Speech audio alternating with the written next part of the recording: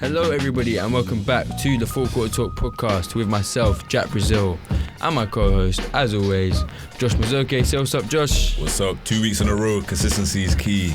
Consistency is the key to success, and another key to our success is our big Lithuanian friend, Matas Baranauskis. How are you, Matas? I'm good, thank you.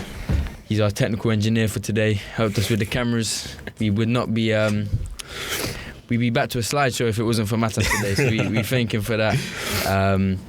But yeah, how is everyone today? I know, Josh, you just come back from a game last night. Yeah, man. Dealing with a bit of an injury today. I limped my way in, man. Someone tried to take me out, but we're through to the quarterfinals of the cup. So love that. Clap it up, man. Love that. Yeah. Another sporting team that's had success recently is the Solent futsal team. A little away trip to Wales, 6-1. Left their country with another L. We repping, man. Yeah, man. We holding it down now. Shout out Solent futsal, man. You know who you are. You're putting Solent on the map. Exactly. Matas, do you play any sports? Nah. Nah. I just work. You work a lot. Yes, exactly. Got to pay those bills. Exactly. The dance team haven't recruited you yet? Nah, unfortunately. Is there a dance team? It's probably cheerleaders. But I'm like cheerleader. That is dance. No. Probably not Lithuanian dance, but yeah, exactly. Yeah. you can broaden your horizons. Nope. Yeah, it doesn't look that hard. You just like wave your the pom poms around, innit? And yeah. you can you can probably throw people as well. You could be a bass, bro. Oh, when the Base for the pyramid. NBA ones when they just throw and catch. Yeah. You could do that. You got it. Yeah, probably. Yeah. Hey, it's a bit late now anyway. I have no time we're for nearly that. out of here. I have no time for that. Yeah, exactly.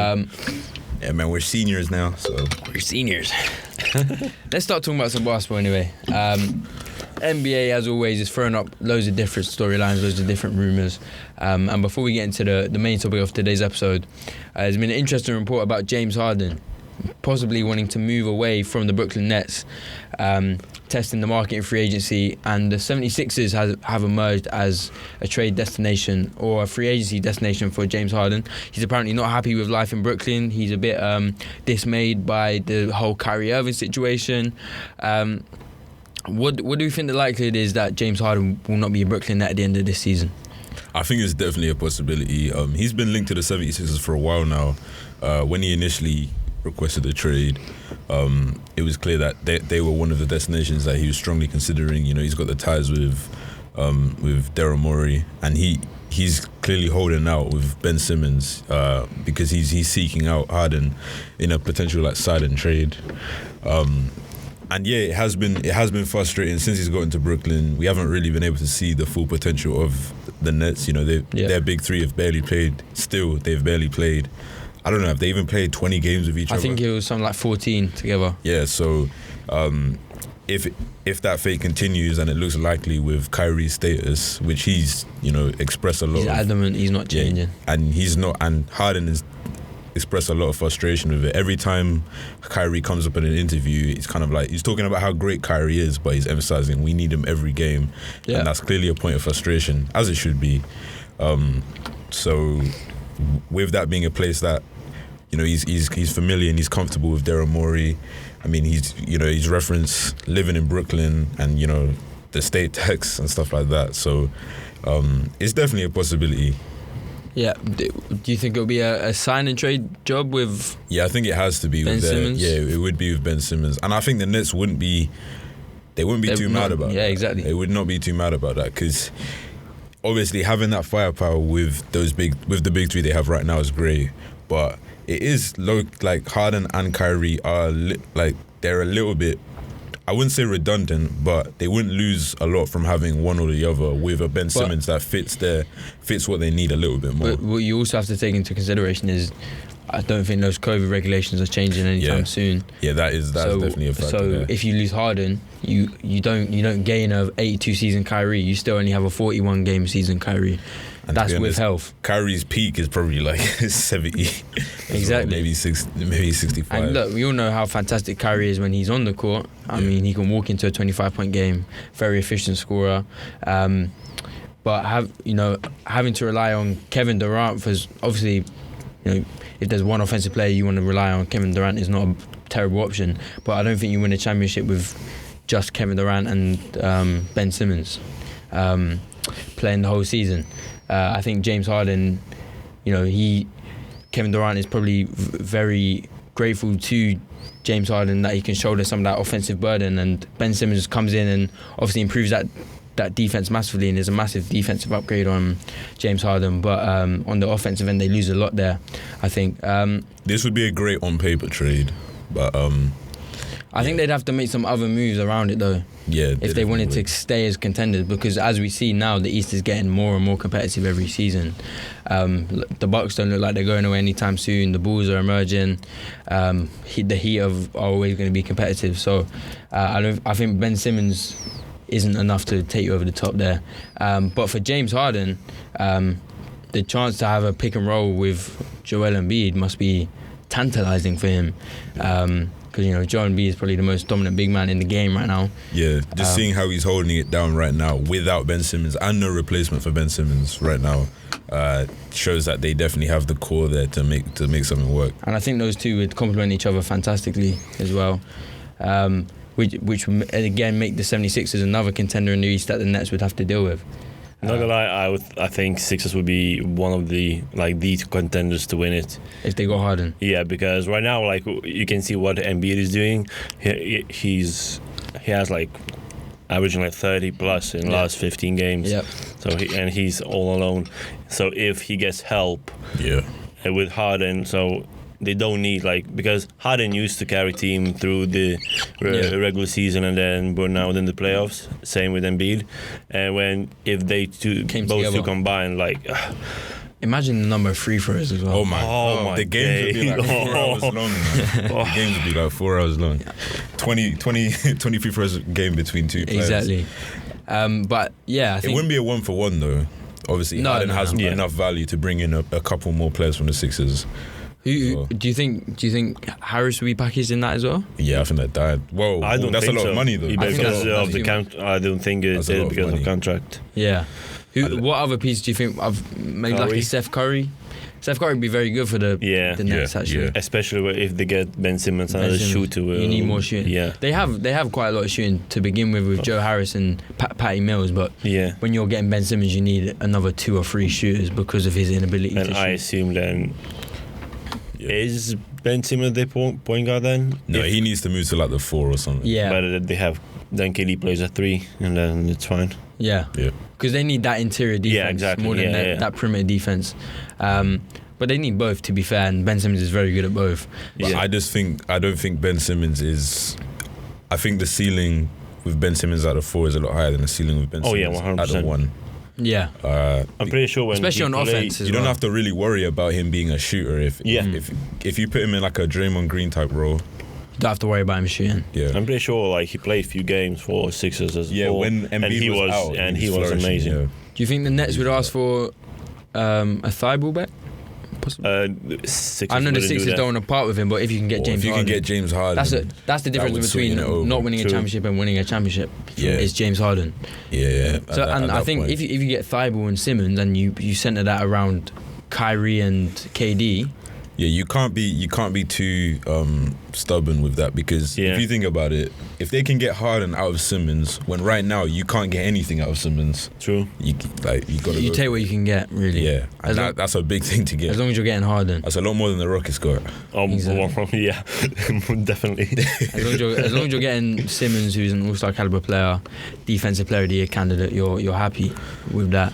But if we're looking at the Eastern Conference this season, we know it's extremely competitive. I think right now there's about 4 teams with 30 wins. It looks like the strength of conferences is almost flipped on its head, with the East now being the hotbed. Miami leading the way with 31 wins, closely followed by Chicago, Cleveland, Brooklyn, Milwaukee and Philadelphia, who are all within 2 games of each other. It's only 4.5 games between 7th, the Hornets at 7th and the first seed. Yeah, so crazy close right now. Obviously a lot of these teams have all had their injury worries, all kind of coming out the other side of that now, apart from the Bulls, who just lost Derrick Jones for 6 to 8 weeks. Lonzo Ball's having surgery on Friday, 6 to 8 weeks. Alex Caruso's out for 6 to 8 weeks. But I think we have the pieces to stay in and around 1 to 4. If we're looking at the Eastern Conference, then who do we think I know there's a long way to go, but on paper, right now, how the season's going, who do we expect to be in that Eastern Conference Finals matchup? Oh, the matchup. Bucks. I like the Bucks. I have the Bucks in the finals. Eastern Conference matchup, finals matchup. Bucks and Heat. I wouldn't put the Nets there because I think there's so many question marks. The Nets, that playoff situation with Kyrie is gonna be too much. I think if the Nets, especially imagine if they get Toronto as the opponent in the first round. Toronto's not an easy matchup, and Kyrie can't play in Toronto either. Yeah, he can't play in Toronto. So basically, it would be KD and Harden against the Raptors. And we saw that. Well, I guess we kind of saw that against the Bucks, but Harden was definitely hurt. Yeah, he was hurt. Yeah. But yeah, it's it's one thing not having. It's one thing. The Nets without Kyrie, but when it's similar to the 76ers situation, you don't even have a replacement. Like it's not like you're trading Kyrie. It's like you just don't have Kyrie. Yeah, you don't have that level of. It's not like in fantasy where you can go into IR and pick someone up quickly. Yeah, you're having to ride Patty Mills and obviously Patty Mills is a great player. Well, he started the season very well. Patty Mills, of course, but he's not Kyrie Irving. Yeah, exactly. And there was an interesting thing Nick Wright said. I know I'm quoting Rick Wright, but it was a really good point though. In that last month leading up to the playoffs, I think Kyrie plays about, for the last month he plays about like one game maybe before the playoffs. So like that he might come in with some rust. Yeah, exactly. Yeah. And to just insert him mid-series and then he misses another half week and then he's back again.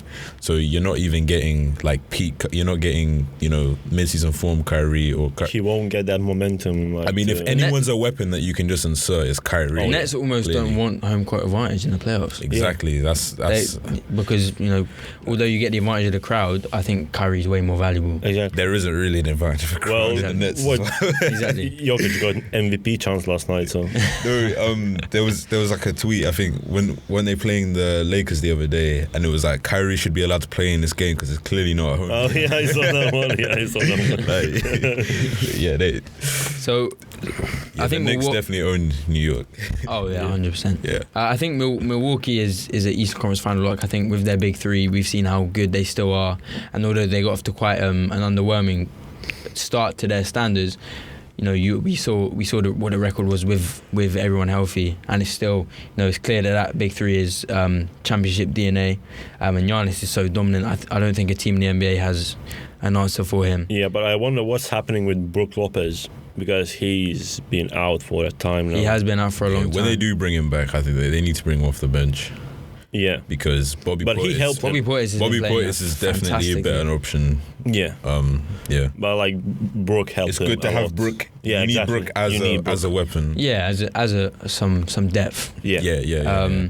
But Bobby Portis has stepped up fantastically into that role. For sure. And they've I think he's maybe improved them. In fact. Yeah, he has a lot more versatility. What are we saying for? So we're saying Milwaukee. We like Milwaukee's chances going into the Eastern Conference Finals. I would love to see a Heat Bucks. Yeah, same. That's what we need. Both teams completely healthy. Yeah, well, I think that would be.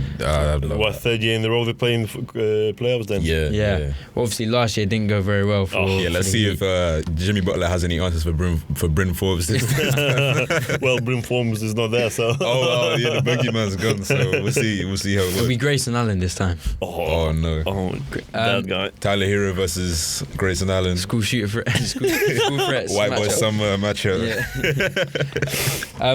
Well, obviously in the bubble, Miami was so successful with that wall defense, and now that Giannis has kind of evolved his game since then, it's not as effective.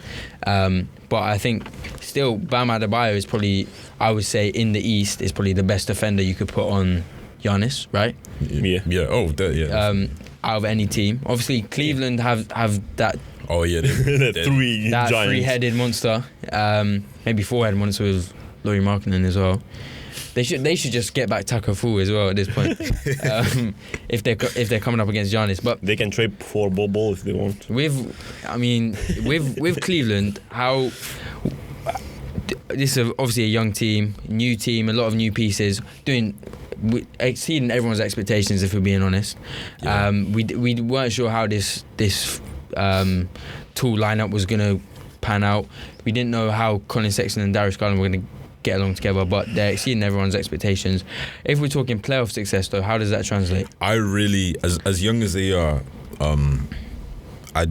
they have the formula. Like, they have a go-to scorer, and they have defense translates to the playoffs. Like, that's not a thing. Defense is a thing that you can rely on.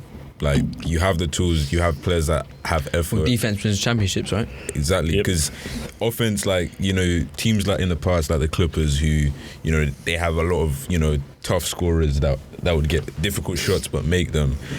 That you can go cold, but you're not going to go cold on defense. Yeah. And with them two, with Jarrett Allen and Mobley inside, like, that's difficult to. They have an answer for every team. Exactly. Yeah, and Kevin Love is playing well. Like, he's been playing well recently. I mean, no one foresaw Kevin Love reviving his Cleveland career, right? We all thought the writing was on the wall that he was done there, but he's had talks with JB Bickerstaff. JB Bickerstaff put it all on paper, said, this is what your role is going to be. You can either accept it or you won't play. And it looks like he's accepted it with open arms, and he's thriving in that role. Basically, all he has to do is shoot threes and grab rebounds. Yeah. And that's perfect for Kevin Love, especially in a older stage of his career where he's not as athletic anymore. And he's thriving in that role. He's a really scoring punch off the bench. And he's obviously going to help in the playoffs because he's been there, done that. And a lot of these young guys haven't. So you need someone like that to get you through a playoff series sometimes. But in terms of the Cavs, I don't think they're as big of a threat to Milwaukee as even Philly or Miami or they don't have a superstar. Yeah. Even the Bulls are. What do we think of Philadelphia? Obviously, a lot of their success is going to rely on Joel Embiid's shoulders. Obviously, when Embiid is fit and healthy, he's a monster, and you're going to... You know what to expect from Joel Embiid, but that is the biggest question about. Yeah, I can see him just being tired, basically like every season. He can't keep this up for a full season and 2 rounds before the Eastern Conference Finals. That is the incentive to get Harden at all costs, because you need someone that's going to support Embiid so that he does, like, this type of output is not going to last. I mean, remember last season he was, him and Jokić were going back and forth for that MVP race, but he couldn't outlast physically. So I don't see it with everything on his shoulders. His track record says he's not going to make it that far. Yeah. Coming to the Bulls then, where do we think the Bulls are? Because picked Zach LaVine back up off an injury. Javonte Green's back now. Obviously, we have those 3 pieces I mentioned earlier out for a long time, but they should be back before the playoffs.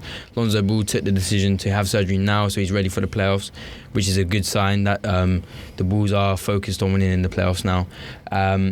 Where do we think this team's ceiling is then? Listen, I love the Bulls, and believe it or not, like, as much as I go back and forth with you, like, there's not many teams where, like, I'm happy to see them winning, and they're not my own team, because it's just refreshing to see, like, the Bulls on top again. Yeah, it's been a while. It's been a long while. Like, DeMar is having, like, a great season, but it's really difficult to overlook his playoff history. Like, it's so difficult, and that's not confirmed yet.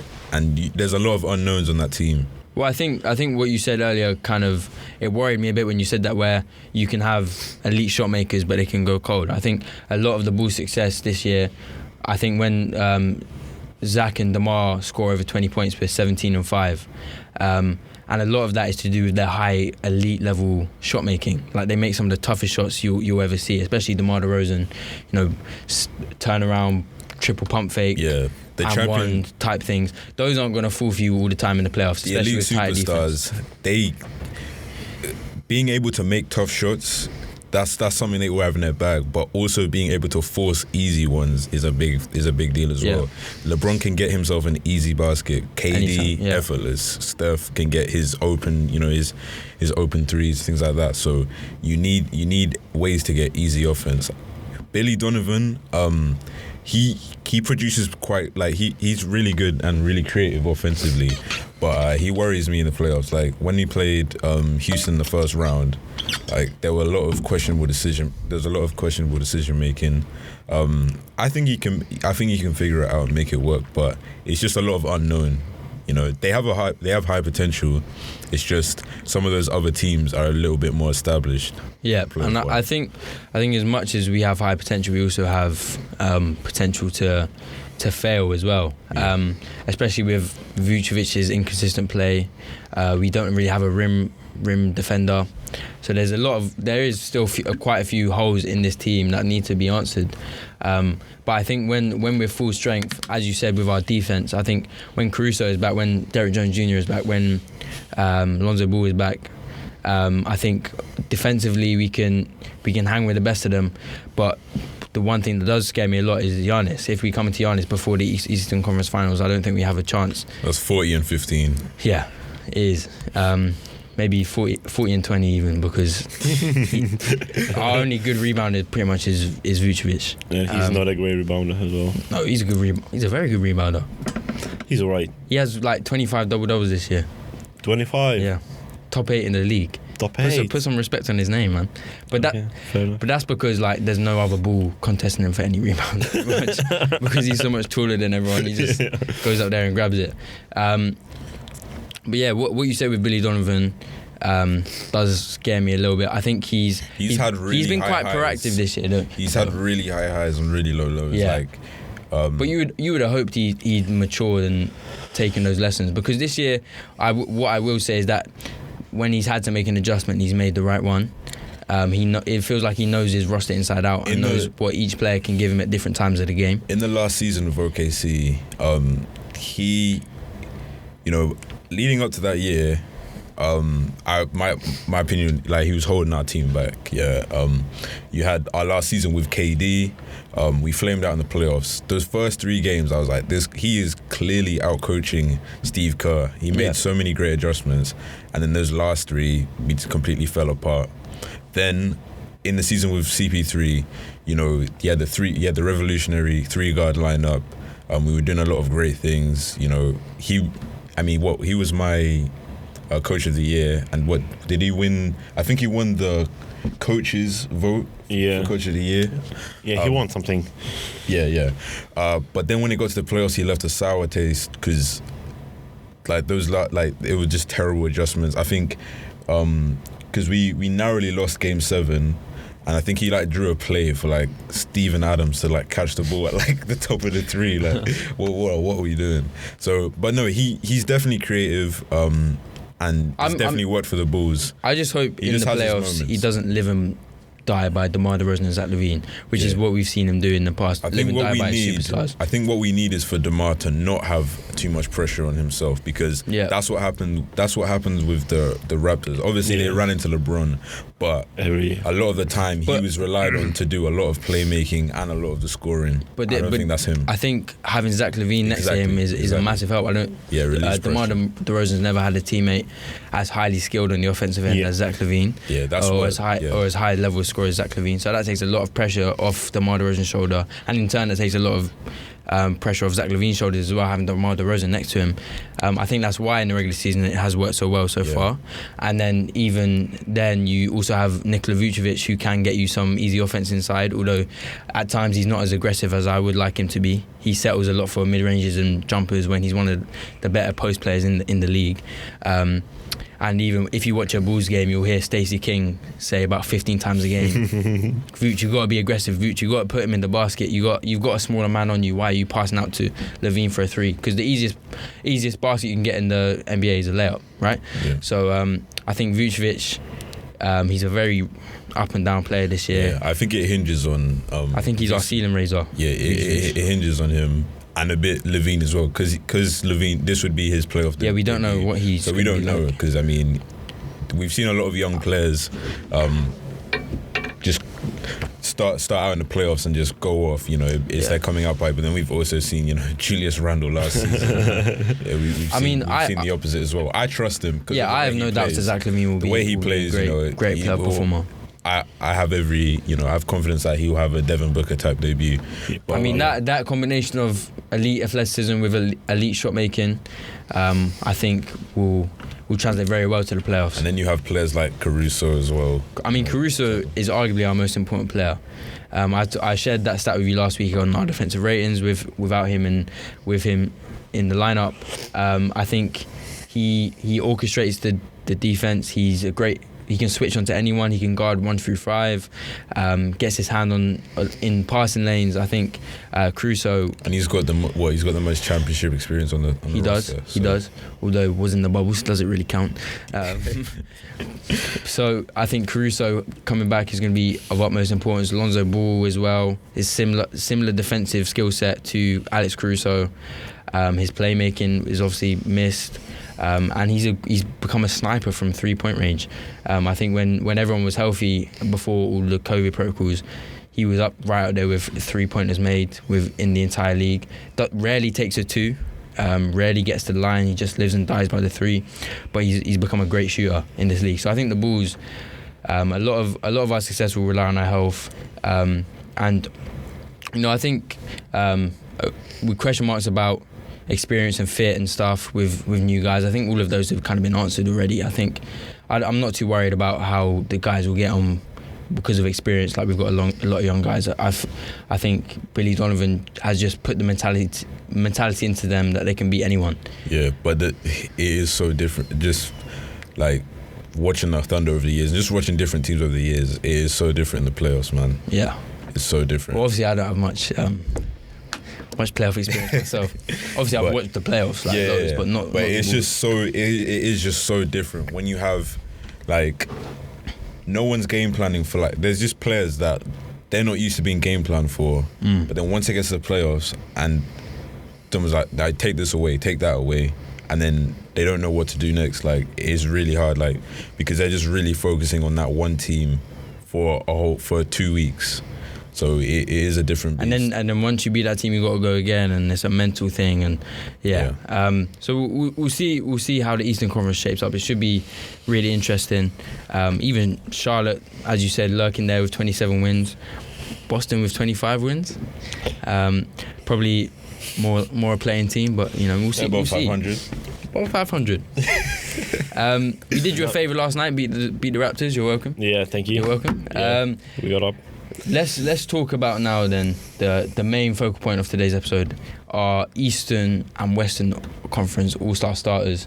Obviously, voting is soon closing for the fans, and some interesting returns. It has closed now. It's closed. Oh, it's closed now, has it? Yeah, okay. Some interesting returns. Obviously, Andrew Wiggins was right up there in the West. I'm not sure if he made any of your two's ballots in the West, but we'll get there. Let's start out East with our starters. I think out East is pretty clear cut. I would assume. I would say the people that I assume you two have: Joel Embiid. Yeah. You both have Joel Embiid. Giannis, obviously. Yeah. Mm-hmm. And KD. Kevin Durant. But he's not playing. He's Give me Jarrett Allen. He's not making the All-Star game. He's not making the All-Star game? What, the whole game? Yeah, I don't think so. Wait, but surely DeMar DeRozan's a lock as well. Oh yeah, 100%. And Trae Young, right? Yes. Okay, so there's 4 locks there. I would say 5 with Kevin Durant. Yeah, I said 5. But I feel like Josh is trying to stir it up a Let's little go bit. Jarrett Allen, yeah. So Jarrett Allen, Having a fantastic year. You can't deny that. Fantastic year with the third seed Cleveland Cavaliers. Yeah, third seed. His defensive impact is second crazy. to none. Yeah. Like the Cavs, I believe, are top 3 in defense, and that is the biggest reason why they're at why they're at the position they're at. And he definitely he has the numbers to back it up. I think he's pretty comfortably averaging a double as well. So he has like the Rudy Gobert, Draymond case, but with better stats though. Like what? But how 16 much? 16 and 11. But you could argue that he doesn't have as big as a defensive impact as those other two, because he's got someone like Evan Mobley next to him, where I don't think Rudy Gobert or he's alone. Draymond Green have that much help. Although I do believe Jarrett Allen should be an all-star, but to have him. I'm talking about from previous years because Gobert right now, their defense is nowhere near What it the was. top anymore. Yeah. But that's not his fault. I mean, Gobert has called all season for his teammates to kind of help him out. So I think it's more of a... it's the mixture, for me, it's the mixture of the stats and because he's shooting high efficiency as well, almost 70% from the field. So it's the mixture of having the numbers and the defensive impact as well. Okay, but so what's your argument then for KD not being a starter? Is it just the health? It's just health, honestly. Yeah. Well, he said he will sit out. Of the game. Yeah, to focus on the playoffs. I think he'll still get voted in. He'll probably... It will be like last year when he was the captain and the starter, but he didn't play and they gave replacement. Didn't Jimmy Butler do that one year as well? He was a starter and he just didn't play the game. Yeah, he decided he didn't play, but like KD... I I remember Lou Will was mad that year, wasn't he? Oh, yeah. Because he didn't say it until like it was too late to replace him. Yeah. What year was this? Was it 20... It was... He was in Minnesota. I think it was... 3 years ago. It was the year when... It was the year before they got Kawhi. Before the Clippers got Kawhi. Okay. Yeah. So Luo was like... I think he was on the... Butler would have been on the Sixers, I think. Or maybe it was the year before that, actually. Yeah, because if... Yeah, because Harris was still there, wasn't he? And then, like, Lou Will had to be a Clipper at that point. Because he didn't have that great of season. Yeah, so, what, 2019? No. Yeah, because that's the year they took in the first round, they had to come back against the Warriors. Was it 18? They still had KD. Yeah, the year that the Raptors won championship. 2019. Yeah, 2019. Yeah, 2019. Yeah. Okay. Yeah. We can start with that. Yeah, we figured it out, That was a mad tangent. Like, it wasn't even relevant to us. Speaking of Jimmy Butler, do you think he has a case to start this game? Absolutely. I had him. Yeah. I had him before. Yeah. Wait, does he qualify as a? I forgot if he qualified. That's the thing. He might be so weird. Yeah, exactly. It's the position. I mean, that's the only reason Andrew Wiggins was getting any kind of starting consideration because they put him down as a guard, right? No. Or a forward. They a forward. That's the only reason he was getting any consideration. If he was a guard, he wouldn't have any chance. Yeah, exactly. Really. I think personally, they should just do positionless. They should just have because even the NBA now is kind of a positionless game. Yeah, let's just get the top 25 players in. Yeah, literally, and maybe don't even do it by conference. Yeah, it doesn't even make sense to do. Just have two players you elect as captains. Have a pool. They're not even going to play in conferences. Exactly. So, I think the only other player I could make a case for starting this game out of those five in the East is Zach LaVine as a starter. Yeah. Probably over Trae Young. But I think Trae Young has had a fantastic statistical season. Yeah. I think I saw a graph the other day where it was offensive points added, and I think he has the most in the NBA behind only Jokić. So that Hawks team obviously falls apart without Trae Young. But Zach LaVine has the argument of the record and obviously being the second seed in the East. But I think for me personally, I don't look too much at team records when I'm picking these players. I think it's more of a personal achievement, more of a personal accolade. So that's why I had Trae Young over Zach LaVine. But you know how tempted I was to put Zach LaVine in there. Because Zach LaVine, again, is having a 25, 50, 40, 90 type season. I don't think anyone would be mad if DeRozan and LaVine start the game. Yeah. The Bulls should definitely have two All-Stars. Yeah. Oh yeah, 100%. Zach LaVine. DeRozan and LaVine, they both get in. Yeah. He's a lockdown All-Star. I think it was quite funny. The Bulls still campaigning for Vooch to be an All-Star, but that ship has sailed a long time ago.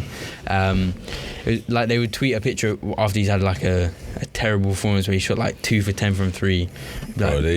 Next day, it'll be like Vooch is an all-star. But the Lakers were setting up Russ for hate. I swear. Yeah, man. Like Russ had one of his like worst games or something, and then the next day, like they put a picture of him like, this man is Russ an all-star. I was like, come on now, they're just on the engagement, man. Yeah, 100%. That's crazy. Well, let's move over to the West then, because I feel like there's a little bit more contention here. There's a less spaces locked down. Yeah, speaking of Russ. Nah, I'm joking. Russ will be nowhere near that game. Whoa, relax. I'm joking. I'm not that much of a.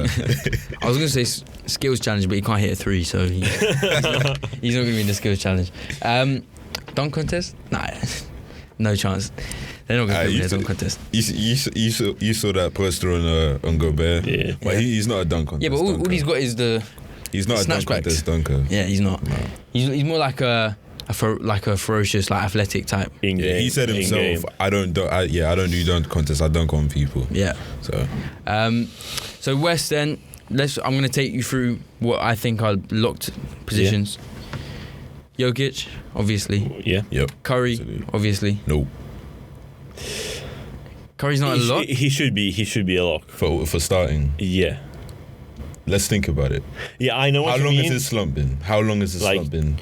Like, it's been a while. 10 games? Like 2 months, bro. Yeah. Think about it. It's true. The thing is, he was He's shooting 41%. He was like an MVP look for the first bit, but the last, it's been terrible. Like, really bad. He's been disappointed. So, all right, Ja Morant, lock for a starter. Yeah. Yes.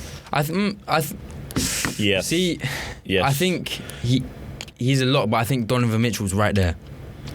Donovan Mitchell is right there. But I think he's not having that kind of season as Ja. Well, this is the interesting thing, because if you look statistically, it's quite similar, and obviously the team record is very similar as well. But do you think Ja is getting this appreciation because he's the hot new thing on the block? Probably, yeah. Yeah. And like surprised. Donovan Mitchell, done it in the playoffs, 50-point games in the playoffs, been a standout player in this league for a while now. So I think the NBA always wants a shiny new toy, and I think that's why Ja Morant. But it's like you were talking about with Jarrett Allen and Evan Mobley, is that Ja is like the clear-cut leader of that team. Yeah. Yeah. Whereas Donovan, like you've got that Rudy Gobert. And Grizzlies are above Utah, so Yeah. But at the same time, as you say that, Donovan Mitchell offensively adds so much to that team as Ja Morant does. But Ja Morant also has a great defensive supporting cast, like Jaren Jackson has been amazing on defense this year. Top 5 in blocks in the league this year. So as much as you can make the case that Donovan Mitchell has help, I think Ja Morant has more help than people realise. I don't think the impact is the same between. It's not the same. I'm not saying offensively. I don't think it's the same between Ja and, because the with the Jazz you've got playmaking like you've got oh my god, I'm blanking. The PG's dad. What's his name again? Oh, Bogdanović. No. PG's dad. Mike. Who's PG's dad? Oh my god, bro. How am I blanking? Paul George. Paul George's dad. Who is Paul George's father? Australian.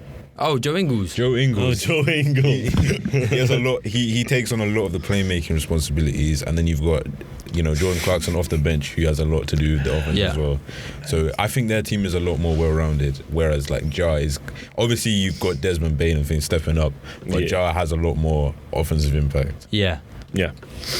But I just do think Donovan Mitchell will get some starter votes. Yeah. I'm not saying we're saying look. We're saying like when we're saying look, I think like in like West, the favourites. We're saying the favourites. Like 100% lock is Jokić. Yeah. He's 100%. I think Jokić might be the only lock in the West. Yeah. When I was going through it, I was actually kind of LeBron. Sorry. LeBron. He has to be. He has to be a lock. When I was going through it, because I was going through the voting, and I was looking, I was like, the West is looking kind of weak in terms of like looks. You know what I mean? LeBron and Jokić are the only locks. Yeah, exactly. Then you can't beat anyone. Okay, so let's run through our personal ballots then. I've gone for Ja Morant and Steph Curry. I think obviously the slump is a very relevant argument, but I still think even having Steph Curry on the court is dangerous enough. We're not doing that, man. Why are we not doing that? We're not doing that because. But he's adding wins to that team just for his presence. No. Yes, and he's still averaging high 20s. Guess what? Yeah, he has the gravity, but literally, I think it's overstated. We act like Curry's the only player that has gravity. Like, I'm not saying that, but I'm saying LeBron's presence is there. I know it's more visibly clear because of obviously his 3-point shooting, but when he shoots 6 for 27, I don't want to hear anything about his presence alone. Like no, he's been in a slump since I think it's November 30th or something. It's been a while. And the season starts in November. Like, come on, like. Well, no, it starts like the end of October, right? So middle of October, yeah. So like 2/3 of the season, he's been slumping. Well, I still think even still, Steph Curry is such like he's almost because he's such a superstar. We're talking he'll about be there. If I'm saying like the deserving player, of course, but yeah, that's what we're talking about because we're talking about starters. He's going to be a lot to start. I know Steph Curry is going to start the He is going to Steph start. Curry. He is going to start. If we're just talking about our personal, I would have changed my list a little. Yeah, we're talking about our personal. We're not talking about predictions. All right, if we're doing personal, I'll switch Steph Curry out for Chris Paul. All right. I'll switch. Yeah, we're not doing predictions. We're doing. Okay, we're doing personal. If we're doing personal, I'm doing Chris Paul and Ja Morant backcourt. I think Chris Paul is the best player on the best team in the league. Personally, he's walks into a 15 and 10 night every day, every night. The clutchest player in the league statistically, still in the league. I mean, I saw a tweet the other day. I thought Devin Booker and thing are there like neck and neck, aren't they? Who, Chris Paul and Devin Booker? Anyway, I've only seen them together. Like it said something about they're both leading in like different categories. I'm pretty sure I heard on a podcast the other day that Chris Paul was still the clutch player in the league, but I didn't fact check that. But I probably should have. But Chris Paul, leader of that offense, great defender still. So I've got him in there. Ja Morant, as we said, having a breakout season, 26-8, probably the most improved player in the league. Massive reason why the Memphis Grizzlies are top 3 seed in the Western Conference. Who's your two backcourt? Yeah, I've got Ja, I've got Book. I'm not mad at. I think him and CP3 are interchangeable. I just think Chris Paul has more value in wins. I understand that. I definitely understand that. Yeah. I mean, yeah, because just from having him on the Thunder, it was clear. Like he brings a culture shift. He's a winning player anywhere. He's definitely a winning player. I do like Devin Booker has been playing out of his mind though. Of course, yeah. But yeah, with CP3, it was really interesting. Yeah, I saw a tweet. It was like, it's crazy how CP3 has physically outlasted like DeAndre Jordan. Yeah. That is insane. That is crazy. I mean, giving him 6 foot is nice. Like he's probably 5'11". Like it's insane. He's been so impactful in this league for nearly that second decades. run. Yeah, that second run of the Rockets, it was looking shaky. But I think that's because he had such, like he was almost playing with another point guard. No, but I'm talking about injury rise. Oh, okay. Yeah, physically, it was looking like he wasn't going to be able to get over this hamstring. Yeah, but now he looks like one of the fittest. Like he never misses a game now, does he? Yeah, he's Chris on that Paul. vegan. He switched to that vegan diet, didn't he? So you've gone for Book and Ja. Who have you gone for, Matt? Well, Ja is one of them 100%, and then for the second, like I don't know, like for a second, it can be Book, it can be Chris Paul, it can be Curry. You're not mad at either of them. Yeah, exactly. Yeah, like I don't really. I think they all deserve. Exactly. The Suns on performance, I think the Suns boys probably deserve it over Curry, but yeah, Curry's such a big brand. Yeah. He's not gonna. And then I've stuck with the Suns for my last forward spot. I put Ayton. That is controversial. Yeah, it is. Controversial. I would go for Rudy Gobert personally. So tell me why DeAndre Ayton deserves it over Rudy Gobert. I originally had Rudy Gobert actually. It is literally purely record based, to be honest with you. Okay. Very very similar stats. Obviously, you've got Ayton at 16 and basically 17 and 10. Gobert, what's he, 16 and 15? Something like that. Ayton's at 64% from the field, but yeah, it's just purely off the Suns deserving to have 2 stars because of their record, really being the best team in the league. But 3 starters? Not 3 stars. Oh, we're talking about starters. Yeah, talking about starters. Oh, well, I don't have 3 starters because I've got Ja. Oh, yeah. I have one or the other. Okay, yeah. My bad. Yeah. I just think Rudy Gobert, if we're talking in terms of impact.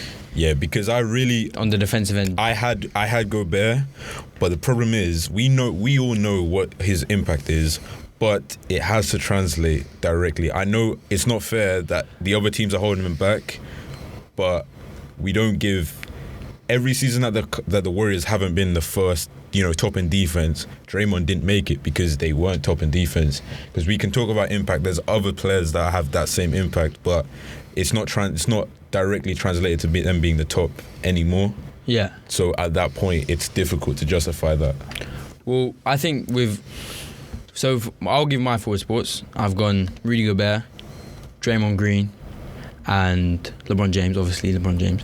I think Draymond Green, a lot like Rudy Gobert, you've seen a night and day impact since Draymond Green has gone down in the Warriors defense, and that has resulted in them falling behind the Suns in terms of record.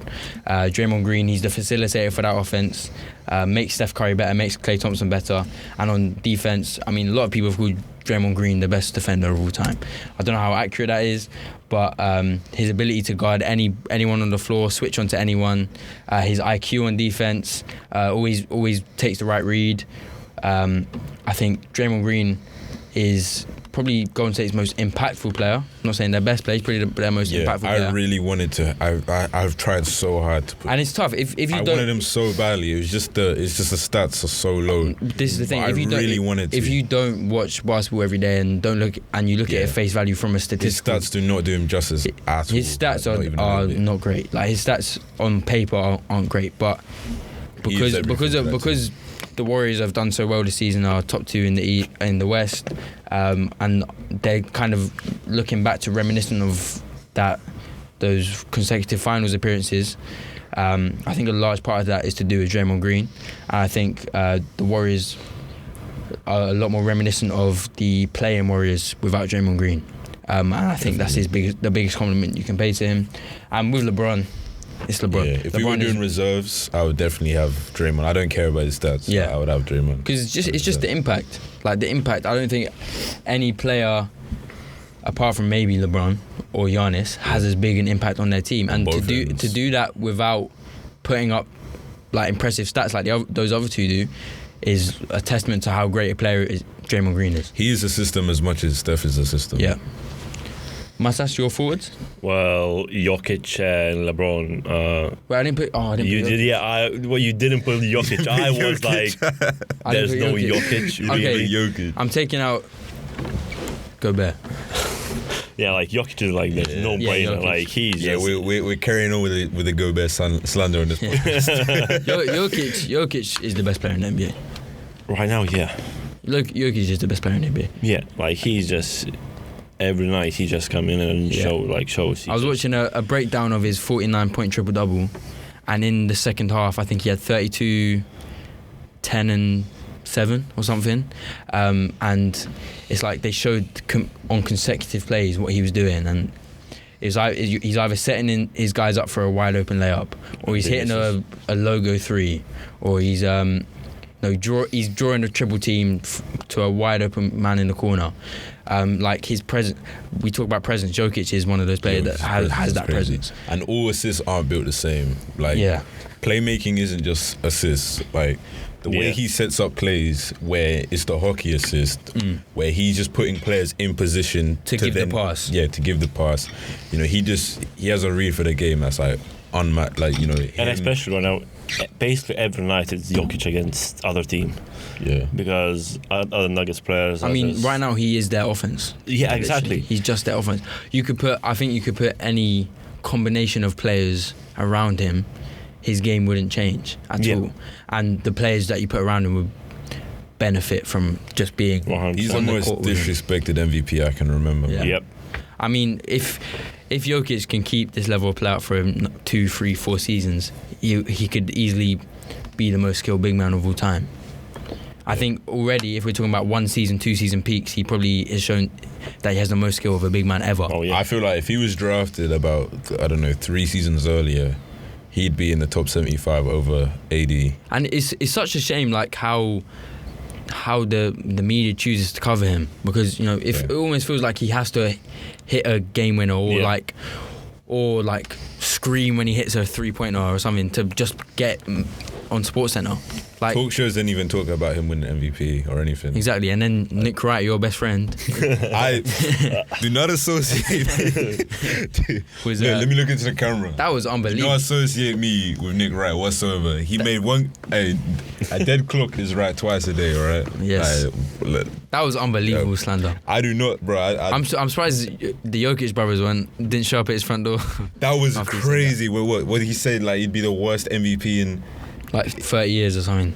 But it didn't even make sense. What was his thing? It was that because he wasn't already an all-time great, like I think one goes before the other. Yeah. Not, like you win and then you become one. Like Michael Jordan was just talking about?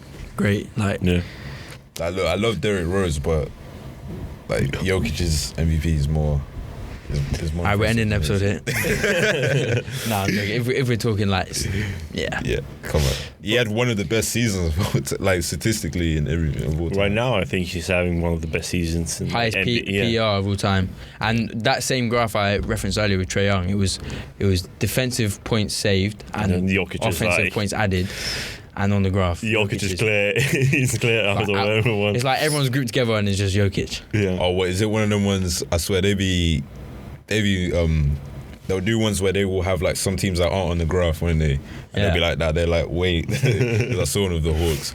But that's the thing that's underrated as well of Jokić, is that his defensive impact is quite good as well. Yeah, he's became better. He's a good defender. Yeah, he's a good defender. Yeah, that's what I hate about. He's very patient on defense. He doesn't really overreact to any pump fakes or. He just takes really his time. savvy as well with like steals and things, getting his hand on loose balls and stuff. Yeah. But that was the quietest pause. Yeah, pause. You gotta say it with your chest, man. Trust me, I know. Trust me, I know. But yeah, I can't believe I didn't even say Jokić. That's the thing. Even I forgot about exactly. him. Like the propaganda's working, man. It's because it's the media. Like, why they don't talk about him?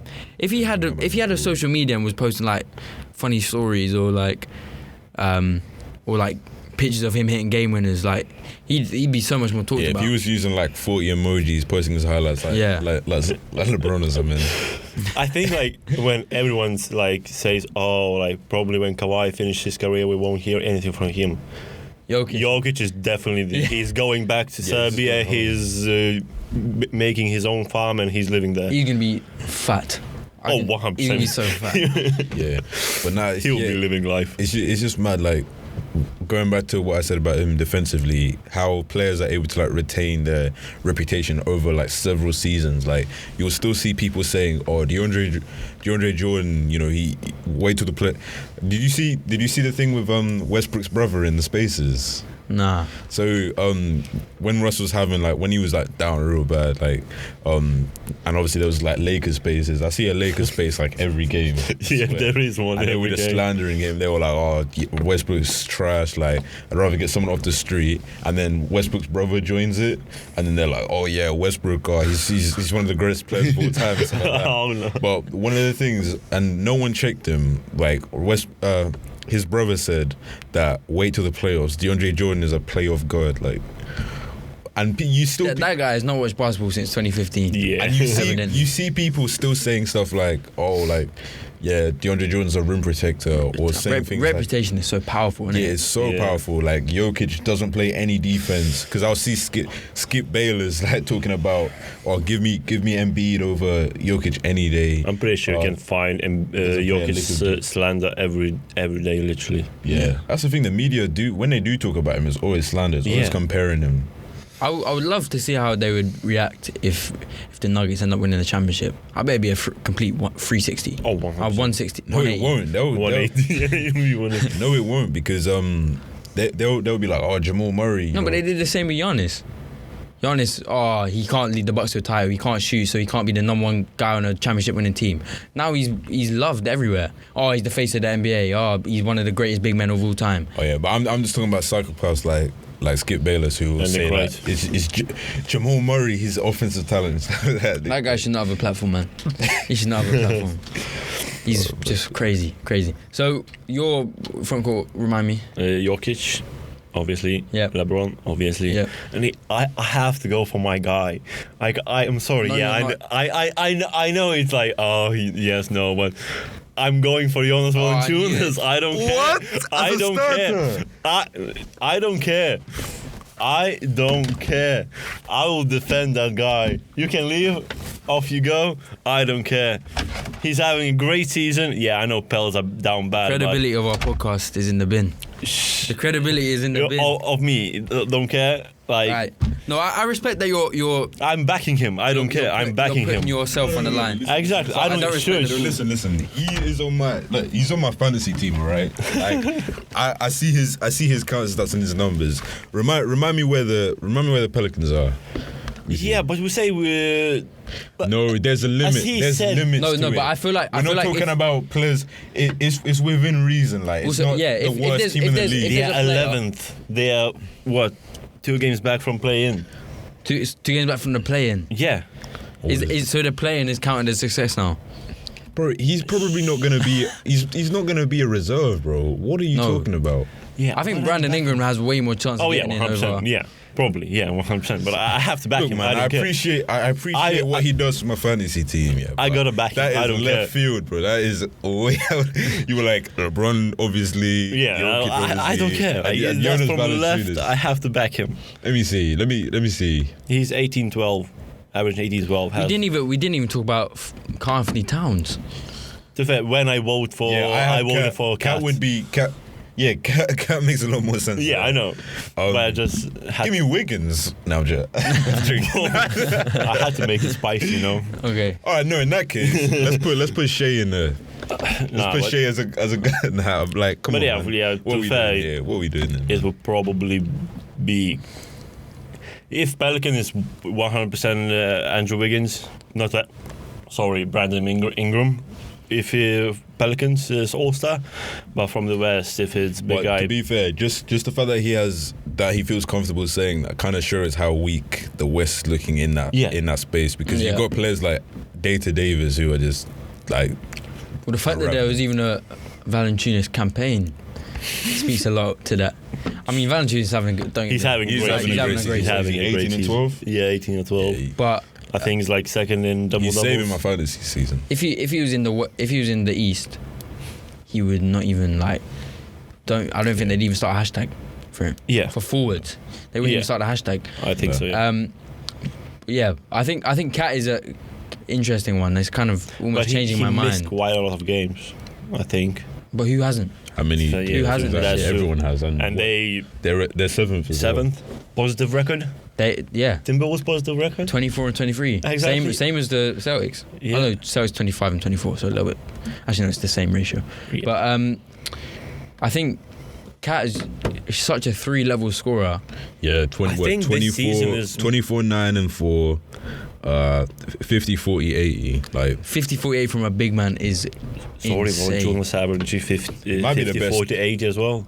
Yeah, but on how many less attempts? A lot more, a lot less. Exactly. But the thing is with Timberwolves, this season is more about Anthony Edwards than Anthony Towns. Is it? I think I heard more about Edwards than Towns. I don't think you hear anything about the Timberwolves full stop, really. Yeah. That's why I think. True. And Edwards is mostly about his interviews. Yeah. I think. They didn't call himself Black Jesus the other day after 40 games. Yeah, 40 points, 0 assists. Strictly buckets. That's a bucket, man. Strictly buckets. That's a pure hooper right there. But if we're talking about like impact on the team, obviously Cat is. Yeah. He's the face. I think I'd love to see him get out there, man. Free that guy as well. Because they're just I know they've got now a nice little young big three, but I think Cat is kind of ready to contribute to a winning franchise now. Yeah, he's had a long 100%. time with the Timberwolves and a long time not making the playoffs. The one time he did make the playoffs was with Jimmy Butler, and he's spoken so glowingly about that. They didn't have a great playoff run, but he's spoken so highly about that experience. So you can tell he really wants that as well. Yeah, but didn't he call it like the winning season or something? Yeah. Something like that.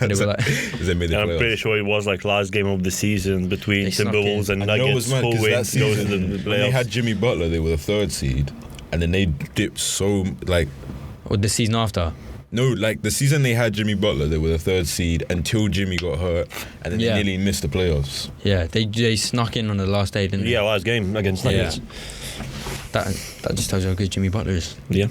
What a player. That's my guy forever, man. That's my guy. Until he knocks out your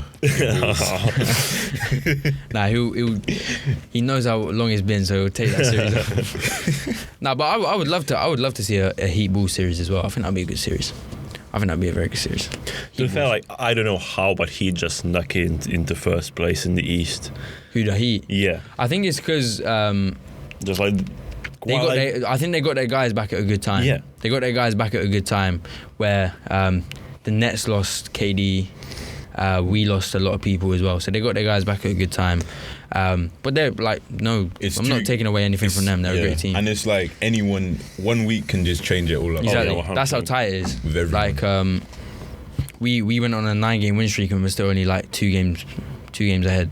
So, and then we went on like we lost 4 out of 6 and now we're in third. So it can change a lot. But yeah, so let's go back through our ballots in case anyone's confused, because this has been a bit all over the place. Yeah. Because we forgot Jokić and stuff. But so West, I'm going Ja. Who's my other guy? Chris Paul, LeBron, Jokić, Green. That's my 5. Who? Jokić, Green, Draymond. Oh. Yeah. Yeah, West, I'm going Ja, Book, Bron, Ayton, Jokić. Ayton is wild. You should have got the same reaction you said for Valančiūnas. No, Phoenix no, are first and like in the that league. is You not- can't. No, but Yeah. I even think Carl Anthony Towns deserves over Ayton. Yeah. Yeah. Yeah. What do you mean, yeah? Carry on. Go on. Yeah, I'll go Go with Ja, as I said, like, for other guy. Yeah. Is either mine, and then LeBron, Jokić, and Kat. Alright, just pick No, another guard. Okay. Jokić, LeBron, and JV. JV. I'm back him Valančiūnas. all the way. Number 17. Say a guard, because we can't have some guy. Just say someone. Curry. Okay. And then for the East, we all had the same, I think. Trae Young, DeMar DeRozan. I know you didn't have You had KD. Jarrett Allen? You convinced us. No, we Yeah, we had the same. Trae Young, DeMar DeRozan, KD, Giannis, and Joel Embiid. Yep. Yeah, so those are our ballots. We will get into reserves, but that's going to take... It's going to be long. We'll do that on another episode. Close to the time. Maybe. Well, it's... What, 2 weeks? Okay, let's from get... now? Should we give some honourable mentions just quick? Yeah, go ahead. People that deserve it that probably won't get it. I'm saying Darius Garland. In the starters? No, just to be an all-star. I just want to throw it out. Just say any player. Don't worry about positions. Darius Garland, having a great year. Really emerged, really taking the next step as a playmaker as well. Yeah. And is the leading scorer on that team, and they're third in the East. So I think for Cleveland, Cleveland will have one. I think it will be between your guy, Jarrett Allen, and Darius Garland, who gets that spot. Anyone else? Sabonis. Another guy. I think he will be an all-star. He should be. Especially with KD is out now, he has more chance to get into All-Star if he stays in the East. Yeah, once you get in, like, once you've been an All-Star, it puts you in a position where it does, when they're like, oh, we need a result, we need a backup, they'll go for him because he's established. You have a suggestion? Kyle Kuzma? Yeah, Jason Tatum. Oh yeah, Jason Tatum. He'll be 100%. Jaylen Brown. Brown should be as well. Mentions. Anyone else at the top of the East? I think the Bucks only get one. Yeah, it's going to be honest because both missed a lot of games. Middleton and Middleton's Holiday. not having his best season. Yeah, exactly. Philly won't get to. Miles Bridges. Yeah, I was Miles Bridges. LaMelo. See, I'm okay with leaving LaMelo out because he's got a lot in his future. Oh yeah.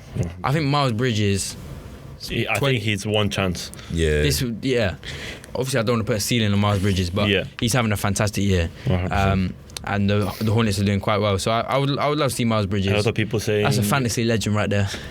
Put him in the fantasy Hall of Fame. Fred. Yeah. Oh, Fred VanVleet. He's having a great season as well. Pascal Siakam's having a great season as well. Pascal Siakam's having a good season, but he missed a lot of time. He missed a lot of them. Like, if it was wrapped, it would be. I think Fred. the Raptors they could be a stumbling block in that first round. You know. Yeah, because everyone when they're healthy, they got a lot of But talent. they need to trade for a big man. Yeah, Precious is true. It hasn't really turned out how they thought. They need to trade for a big man. Get your Valančiūnas back. No, I'm happy with him in New Orleans. Why? You are now. What, stat padding on a Yeah, exactly. Stat padding. on a lottery team? Yes. I'm happy with him there too. Yeah, but then why do you want Sabonis out of Indiana?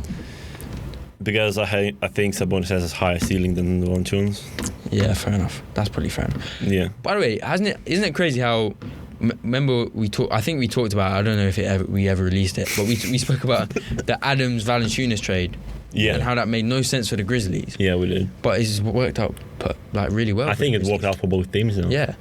I think the Pelicans don't really, because like we'll never know. We haven't seen Zion. We haven't seen Zion play, so we'll never know. Yeah, exactly. When Zion comes back, that will be the real testament to how that trade went down. But Adams has actually been really solid in Memphis. He's actually been really solid. He's a player that knows his role. He does what he needs to do. Exactly. So I'm putting him forward for those games. He's a dominant. In that space, Ray Westbrook also called him a dominant big man as well. Did he actually? Yeah. I saw that play the other day though on TikTok where he throws it off the rim from the free throw. That's crazy. God. When I was watching that game, we actually lost that game still. Yeah, you lost that game. Yeah, but I didn't even know that. Really? That series was crazy because we actually could have won that series, but But you didn't. Damn. Well, yeah. Clearly. You really added you, man. What's up with the Celtics? But with that series, I remember because Russ would be in the game, we'd be winning, and then you come out, and then we losing again, and then it would just go back and forth like that. Ennis Freedom. This is getting lit up in the freaking roll. Well, I saw a report the other day that said apparently the Lakers front office wanted to trade for Buddy Hield. Yeah. But LeBron and AD convinced them to trade for Westbrook. I've heard of that already. I just think, although obviously Westbrook is the big name, but it's about the ceiling. It's about the ceiling. I think the way they saw it, they were trying to be like the Avengers, just get as much talent as possible. But they probably didn't have a lot of confidence that they'd be able to beat. They thought they had to match the Brooklyn Nets firepower, I think. Yeah, probably. And then they also thought, last season they had a lot of injuries. They watched basketball. To be fair, past January for the Wizards, Westbrook was unbelievable. Yeah, Westbrook, he started very slow for the Wizards, but second half of the season he willed them into the playoffs. I tried to give him the benefit of the doubt. Yeah, the thing is, he's played quite bad. At the start of the season when he was getting hate, those mid-ranges kill me, man. Just top of the backboard every game. I'm like, I can't do this anymore, bro. Going from watching DeMar DeRozan to seeing that is funny. It's actually so funny. Yeah, but it is difficult. It's not a great fit, and it is difficult 3 years in a row to be on a new team. But true. The last month is just I just think if you looked at it from a spacing standpoint, even on paper, you could have seen these problems. Yeah. Going on, and you could have seen that Westbrook is such a high usage player, and so is LeBron. Yeah, it's not a great fit. Yeah, so not a great fit. Buddy Hield probably would have been a better fit. The worst part, and they traded a lot of guys as well. Listen, they traded those playmakers. They traded all of those players. And without that salary, they were linked to DeMar before as well. Yeah, and they could have. Apparently, DeMar said multiple times he was a Laker. This close. Yeah, he was this close. If it was up to him, he'd be a Laker. Yeah, and DeMar would be such a better fit because you could run DeMar out there by himself without LeBron and AD with the bench, and you could still stay in the game. That's what they thought they were getting with Russ. But yeah, Russ. I don't think Russ is capable of that anymore. But people have doubted Russ before, so let's see what happens. But I don't think it's because Russ is already not the most efficient player ever. So when he's slumping, a turnover machine. When he's slumping, he's slumping. When he's But I'll still hold on to him having a higher field goal percentage than Curry. Does he actually? Yeah. Oh, that's painful. I think that's where we end the episode. That is. We can. That's awful. It's bad, man. It's bad. Surely Westbrook is leading the league in turnovers, though. Yeah, I think him and Harden go back and forth. Yeah. But as they always have. Yeah. It's instead of the scoring title is and it's just a turnover title. Alright, well thank you guys for joining me for today's. It's James Harden, by the way.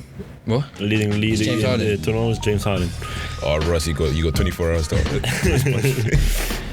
Anyway, thank you very much for joining us for today's episode of the Full Court Talk podcast. Thank you guys for joining me. We'll be back next week.